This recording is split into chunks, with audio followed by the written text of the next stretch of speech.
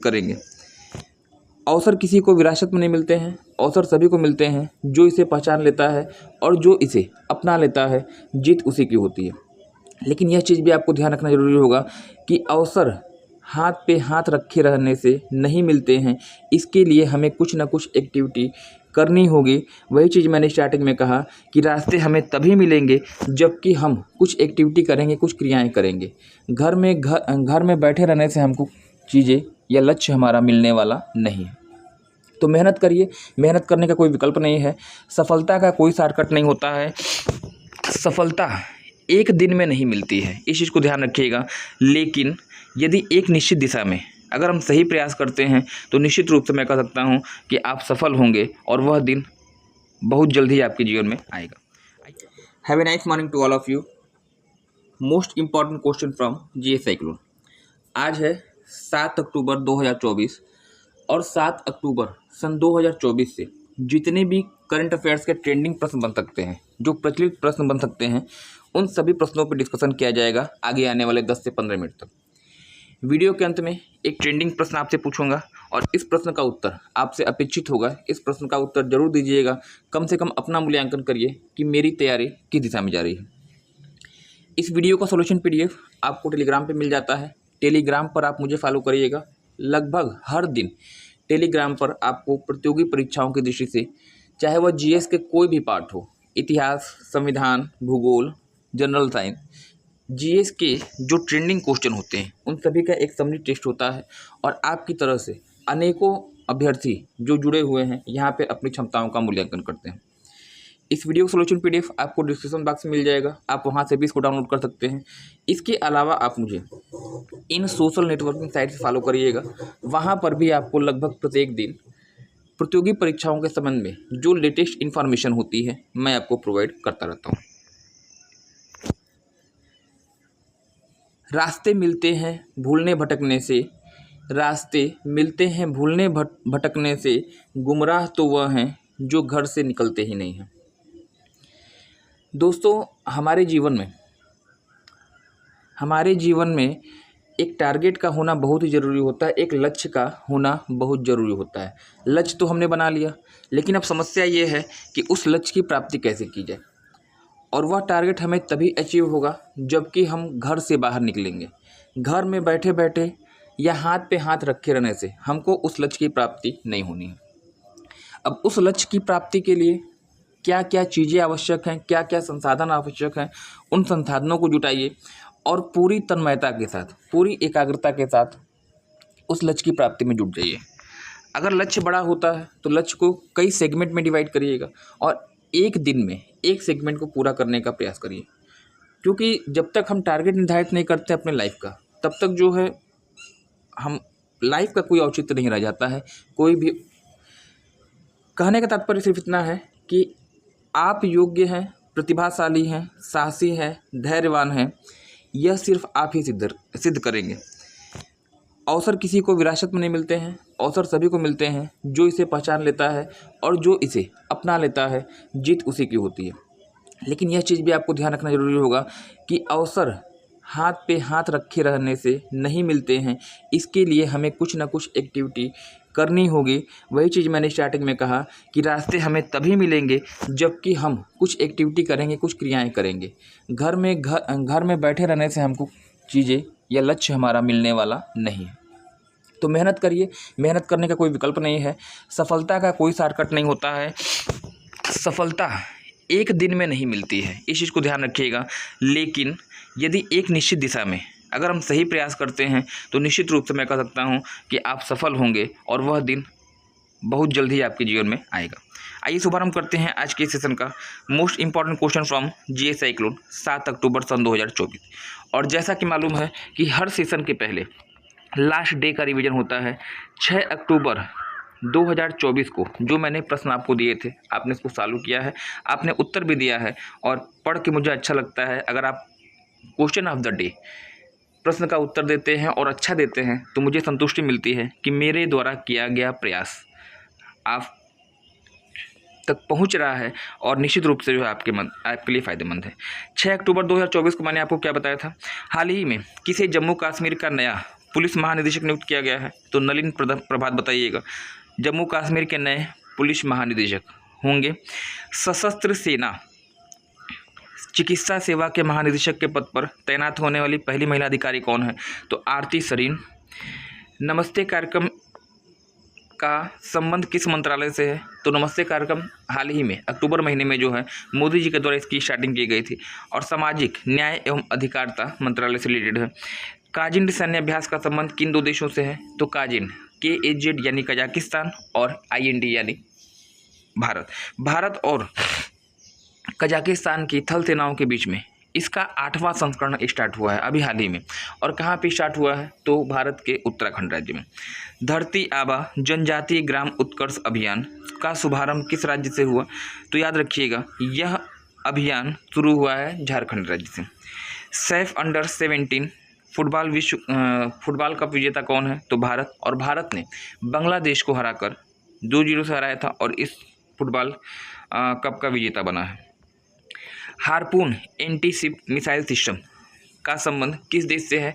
तो याद रखिएगा इसका निर्माण USA के द्वारा किया गया है और हाल ही में ताइवान को इसने प्रोवाइड किया है। तो इस प्रश्न का उत्तर क्या हो जाएगा? Harpoon anti ship missile system किससे रिलेटेड है? तो US से आपका उत्तर हो जाएगा। राष्ट्रीय अपराध रिकॉर्ड ब्यूरो के नवनियुक्त महानिदेशक का नाम बताइएगा। तो ये आपके होंगे आलोक रंजन। हाल ही में किस क्रिकेट खिलाड़ी ने क्रिकेट में सबसे तेज 27,000 रन पूरे किए? तो इसका उत्तर आपका होगा विराट कोहली। तीनों संस्करण में सबसे तेज 27,000 रन बनाने वाले विश्व के एकमात्र विराट कोहली। हाल ही में चर्चा में रही खुफिया एजेंसी मोसाद का संबंध किससे है? तो इसका जो उत्तर आपका हो जाएगा इजराइल से। पश्चिमी एशिया के क्षेत्र इस समय बहुत ही चर्चा में है। इजराइल हो गया, सीरिया हो गया, लेबनान हो गया, ईरान हो गया, ठीक है। तो ये सब ऐसे देश हैं, इनके राष्ट्राध्यक्षों का नाम आप याद रखिएगा और साथ ही साथ इनकी कैपिटल याद रखिएगा, यहाँ की एजेंसियाँ याद रखिएगा और साथ ही यहाँ की जो है करेंसी याद रखिएगा, क्योंकि आने वाले समय में पश्चिम एशिया से प्रश्न बनना तय है। ये तो रहा लास्ट डे का रिविजन। अब आते हैं टुडेज क्वेश्चन, मतलब आज का प्रश्न। देखिए, अभी हाल ही में किस तिथि को अंतर्राष्ट्रीय वृद्धजन मनाया गया? इंटरनेशनल ओल्ड डे किस तिथि को मनाया गया? तो अभी हाल ही में 1 अक्टूबर सन 2024 को अंतर्राष्ट्रीय वृद्धजन मनाया गया और यह दिवस प्रत्येक वर्ष जो है 1 अक्टूबर को मनाया जाता है। सामान्य लोगों में या युवा वर्ग के लोगों में वृद्धों के प्रति सहिष्णुता, सहनशीलता को बनाए रखने के लिए या उनमें जागरूकता लाने के लिए यह दिवस आपका मनाया जाता है। और पहली बार यह दिवस कब मनाया गया था? तो पहली बार यह दिवस मनाया गया था 1990 में और अब की बार 1 अक्टूबर 2024 को यह दिवस मनाया गया। अगर पूछा जाए किस क्रम का है तो यह दिवस जो है अब की बार 34वां दिवस होगा, यानी 1990 से 34वां दिवस है। अंतर्राष्ट्रीय वृद्धजन दिवस आपका 1 अक्टूबर को मनाया जाता है। वृद्धजनों में सहिष्णुता की भावना लाने के लिए, सामान्य लोगों में जो युवा वर्ग है, जो जैसा क्या देखा जाता है कि लगभग हर घर में प्रॉब्लम क्रिएट होती है, तो उसको डिस्ट्रॉय करने के लिए। नेक्स्ट अगला लिखिएगा। देखिए, हाल ही में चर्चा में रहा जल ही अमृत कार्यक्रम का संबंध किस मंत्रालय से है? 2 अक्टूबर सन 2024 को आवास एवं शहरी विकास मंत्रालय के द्वारा जल ही अमृत कार्यक्रम का शुभारंभ किया गया और यह कार्यक्रम इस समय चर्चा में है। और ये जो है आपका किस मंत्रालय से है? तो शहरी एवं विकास मंत्रालय बताइएगा, इसका उत्तर हो जाएगा। नेक्स्ट अगला प्रश्न, हाल ही में खोजे गए पृथ्वी के दूसरे चंद्रमा का क्या नाम है? आपने एक हफ्ता पहले एक खबर पढ़ी होगी कि पृथ्वी को दूसरा चंद्रमा मिल गया है, मतलब दूसरा उपग्रह मिल गया है, जो आने वाले समय में लगभग 2 या 3 महीने पृथ्वी के चारों ओर परिक्रमा करेगा, फिर बाद में अपने गंतव्य मार्ग पे आगे बढ़ जाएगा। तो वही चीज़ आपसे पूछी गई है कि हाल ही में खोजे गए पृथ्वी के दूसरे सैटेलाइट का नाम क्या है? इसका जो उत्तर आपका होगा 2024 PT5। और इसको भी आप ट्रिपल स्टार वाले क्वेश्चन के रूप में रखिएगा। आने वाले समय में यह क्वेश्चन कहीं ना कहीं आपको मिलने वाला है। चंद्रमा पृथ्वी का एकमात्र प्राकृतिक उपग्रह है और यह जो है अनादिकाल से पृथ्वी के चारों ओर परिक्रमा कर रहा है। हाल ही में 2024 PT5 के रूप में पृथ्वी को दूसरा उपग्रह मिला, जो कि अगले 2 से 3 माह तक पृथ्वी के चारों ओर चक्कर लगाएगा। चलिएगा नेक्स्ट अगला प्रश्न। हाल ही में प्रवीण जय विक्रमा पर आईसीसी ने प्रतिबंध लगाया है। इनका संबंध किस मंत्रालय से है? सॉरी, यहाँ पे मिस टाइपिंग है, इट्स माई मिस्टेक। यहाँ पे मंत्रालय नहीं होगा। ये देखिए, प्रवीण जय विक्रमा जो है एक क्रिकेटर हैं। आईसीसी जो क्रिकेट की सबसे बड़ी संस्था है, इंटरनेशनल क्रिकेट काउंसिल, और पूछा गया है कि प्रवीण जय विक्रमा का संबंध किस मंत्रालय से है, ये आपसे पूछा गया है। तो ईरान है, श्रीलंका है, नेपाल है या फिर यूएसए। तो ये देखिए, ये है आपके प्रवीण जय विक्रमा, और ये एक मूलतः क्या है, स्पिनर है, क्रिकेट खिलाड़ी हैं, और इनका संबंध किस देश से है? श्रीलंका से। तो युवा हैं, लेकिन प्रतिबंध के बाद इनके कैरियर पे भी खतरा मंडरा रहा है। हो सकता है कि ये वापसी कर पाएँ अथवा नहीं कर पाएँ। अब श्रीलंका की बात कर लीजिए, तो छोटा सा द्वीपीय देश श्रीलंका भारत के दक्षिण में स्थित है, जो पाक जल संधि के माध्यम से अलग होता है भारत से।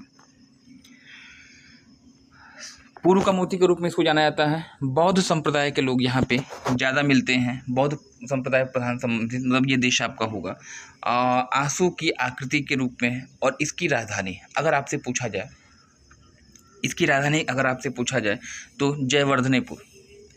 अब हाल ही में यहाँ पर जो है, यहाँ के राष्ट्रपति भी चेंज हुए हैं और यहाँ के प्रधानमंत्री भी चेंज हुए हैं। अगर आप मेरे डेली व्यूअर रहे हैं, डेली मेरे प्रश्नों को देख रहे हैं, तो आपको निश्चित रूप से मालूम होगा कि श्रीलंका के नवनियुक्त राष्ट्रपति कौन है और श्रीलंका के नवनियुक्त प्रधानमंत्री कौन है।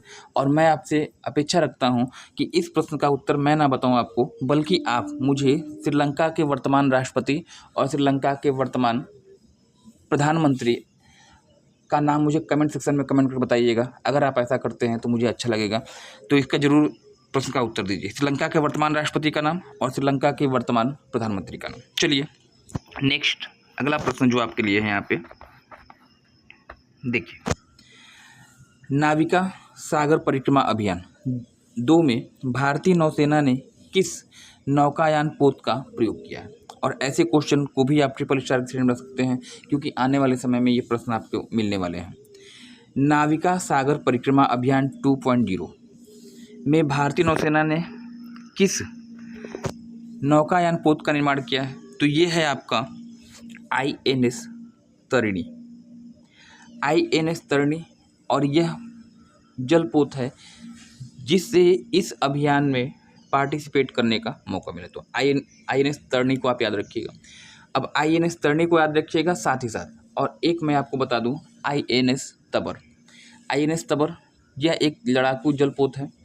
और अभी आपका जो वरुण सैन्य अभ्यास हुआ था भारत और फ्रांस के बीच में भूमध्य सागर के तट पर, वरुण सैन्य अभ्यास में भारत की तरफ से पार्टिसिपेट करने वाला INS तबर। तो दोनों ही आपके लिए इंपॉर्टेंट होंगे। नाविका सागर परिक्रमा अभियान में INS तरिणी बताइएगा, और भूमध्य सागर के तट पर भारत फ्रांस के बीच में वरुण सैन्य अभ्यास हुआ, और इस सैन्य अभ्यास में किसने पार्टिसिपेट किया था भारत की तरफ से? तो INS तबर। चलिए नेक्स्ट अगला प्रश्न। हाल ही में चर्चा में रहा किनारी द्वीप समूह किस महासागर का पार्ट है, किस महासागर में स्थित है? तो किनारी द्वीप समूह की पूछ रहा है कहाँ पे है। 4 महासागरों का नाम दिया है, ये रहा आपका किनारी द्वीप समूह, और इसकी लोकेशन कहाँ पड़ती है? अटलांटिक महासागर। संपूर्ण विश्व का लगभग 71% भाग जलीय क्षेत्र है, और यहाँ पे 5 महासागरों की विद्यमानता पाई जाती है। प्रशांत महासागर सबसे बड़ा महासागर है, जो कि संपूर्ण विश्व का लगभग 45%, लगभग 45% जल ग्रहण करता है। इसकी आकृति त्रिभुज के आकार की है। और अगर मैं बात करूं प्रशांत महासागर की सबसे गहरी खाई है, उसका नाम क्या है? तो मेरियाना ट्रेंच, जो कि विश्व की सबसे गहरी खाई। अटलांटिक महासागर विश्व का सबसे बड़ा व्यापारिक महासागर है, और साथ ही साथ याद रखिएगा दूसरा सबसे बड़ा महासागर, क्षेत्रफल में दूसरा सबसे बड़ा है और सबसे बड़ा व्यापारिक महासागर है। आकृति पूछी जाएगी एस के आकार की, अंग्रेजी के अक्षर एस के समान है, इसे आप अंध महासागर भी कहते हैं। हिंद महासागर तीसरा सबसे बड़ा महासागर है, इसे अर्ध महासागर की संज्ञा के रूप में जाना जाता है। संपूर्ण विश्व का 18% जल ग्रहण करता है। और से याद रखिएगा, एकमात्र ऐसा महासागर जिसका संबंध किसी राष्ट्र के नाम के साथ संबंध है, हमारे देश के नाम पर इसका नाम हिंद महासागर यानी इंडियन ओशन रखा गया है। प्राचीन समय में इसे रत्नाकर के नाम से भी जाना जाता था। आर्कटिक महासागर जो है विश्व का सबसे छोटा महासागर है, उत्तरी ध्रुव के समीपवर्ती भागों में पाया जाता है और इसी में विश्व का सबसे बड़ा द्वीप स्थित है, जिसे आप क्या कहते हैं, ग्रीनलैंड। ठीक है ना। तो ये रही महासागरों के बारे में चर्चा। फिलहाल प्रश्न का उत्तर, किनारी द्वीप समूह कहाँ पे है, तो ये आपका पड़ता है अटलांटिक महासागर। नेक्स्ट अगला प्रश्न देखिए, हाल ही में किस अफ्रीकी देश ने मारबर्ग वायरस के प्रकोप की सूचना दी? 4 अफ्रीकी देशों का नाम। मारबर्ग वायरस के प्रकोप की सूचना किसने दी है? तो रवांडा, अल्जीरिया, अंगोला या फिर अल्जीरिया। देखिए यहाँ पे क्या है आपका अफ्रीकी देश रवांडा ने हाल ही में मार्गस वायरस के प्रकोप की सूचना दी और यहाँ पर बहुत कम समय में अच्छी खासी संख्या में लोग मारे गए। तो मार्गस वायरस संबंध किससे है? रवांडा से। इसके बारे में कुछ की पॉइंट है, इसको देख लीजिएगा। हाल ही में रवांडा में मार्गस वायरस के प्रकोप के कारण 6 लोगों की मृत्यु हो गई। यह वायरस एक दुर्लभ लेकिन गंभीर रक्तस्रावी बुखार है जो मनुष्यों और प्राइमेट को प्रभावित करता है। ठीक है ना। तो रवांडा इसका जो है राइट आंसर आपका होने जा रहा है।